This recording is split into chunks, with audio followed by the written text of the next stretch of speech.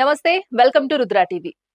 తెలంగాణ రైతులకు రాష్ట్ర ప్రభుత్వం కీలక శుభవార్త అందించింది. వానాకాలం సాగు సీజన్ ప్రారంభమైన నేపథ్యంలో రైతులు ఎంతో కాలంగా ఎదురు చూస్తున్న రైతు భరోసా నిధుల విడుదలకు ప్రభుత్వం గ్రీన్ సిగ్నల్ ఇచ్చింది.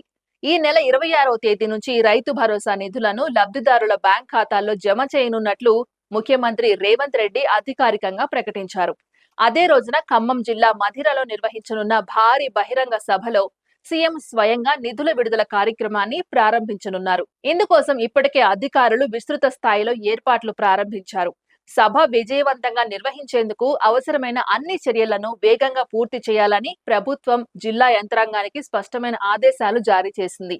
రాష్ట్రంలో నైరుతి రుతుపవనాలు ప్రవేశించి వర్షాలు ప్రారంభమైన నేపథ్యంలో రైతులు పంటల సాగు పనుల్లో నిమగ్నమవుతున్నారు. విత్తనాలు, ఎరువులు, ఇతర వ్యవసాయ అవసరాల కోసం పెట్టుబడి సాయం అత్యవసరంగా అవసరమవుతున్న సమయంలో రైతు భరోసా నిధులు అందించడం ద్వారా వారికి ఆర్థికంగా ఊరటనిచ్చే ప్రయత్నం చేస్తున్నట్లు ప్రభుత్వం తెలిపింది.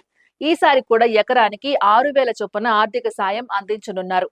రాష్ట్ర వ్యాప్తంగా సుమారు 1.50 కోట్ల ఎకరాలకు ఈ పథకం వర్తించనుండగా ఇందుకోసం దాదాపు 9,000 కోట్ల నిధులను ప్రభుత్వం కేటాయించింది. రైతులందరికీ ఒకేసారి నిధులు జమ చేయకుండా విడతల వారీగా పంపిణీ చేయాలని నిర్ణయించారు.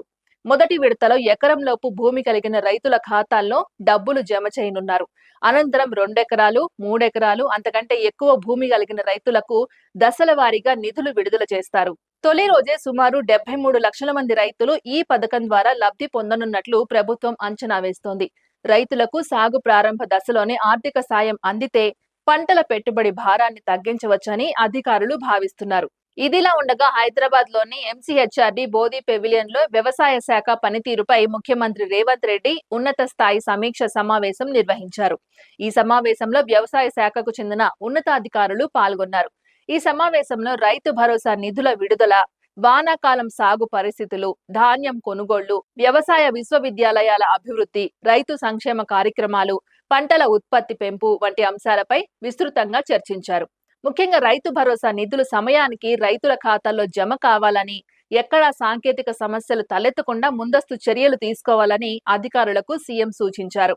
అలాగే మధిరలో జరిగే భారీ బహిరంగ సభ ఏర్పాట్లను ఎప్పటికప్పుడు పర్యవేక్షించాలని ఆదేశించారు. మరోవైపు ఈ నెల 18న జరగనున్న కేబినెట్ సమావేశంలో రైతు భరోసా నిధుల విడుదలకు అధికారిక ఆమోదం లభించనుంది. కేబినెట్ ఆమోదం అనంతరం 26వ తేదీ నుంచి నిధుల జమ ప్రక్రియ ప్రారంభమవుతుంది. రైతులకు ఎలాంటి ఇబ్బందులు లేకుండా నిధులు చేరేలా ప్రత్యేక కార్యాచరణ రూపొందించారు. రాష్ట్రంలో ఇప్పటికే వర్షాలు ప్రారంభమైన నేపథ్యంలో రైతులు వరి, పత్తి, మొక్కజొన్న, సోయాబీన్ తదితర పంటల సాగుకు సన్నద్ధమవుతున్నారు. ఈ సమయంలో రైతు భరోసా నిధులు అందడం వల్ల విత్తనాలు, ఎరువులు, పురుగు మందులు కొనుగోలు చేయడం సులభమవుతుందని వ్యవసాయ నిపుణులు చెబుతున్నారు.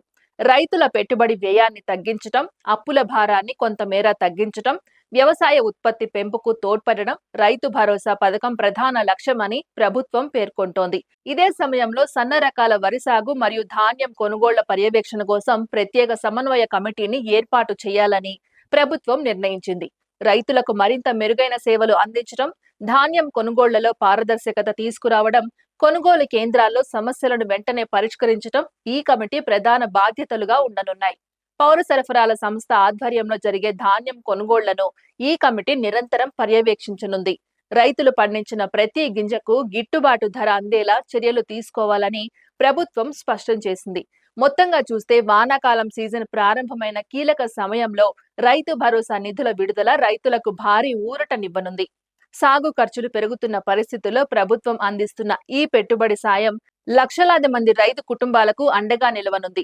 26వ తేదీ నుంచి ప్రారంభమయ్యే ఈ నిధుల జమ ప్రక్రియ ద్వారా రాష్ట్రంలోని కోట్లాది ఎకరాల సాగు భూములకు మద్దతు లభించనుండగా వ్యవసాయ రంగానికి కొత్త ఉత్సాహం వచ్చే అవకాశాలు కనిపిస్తున్నాయి.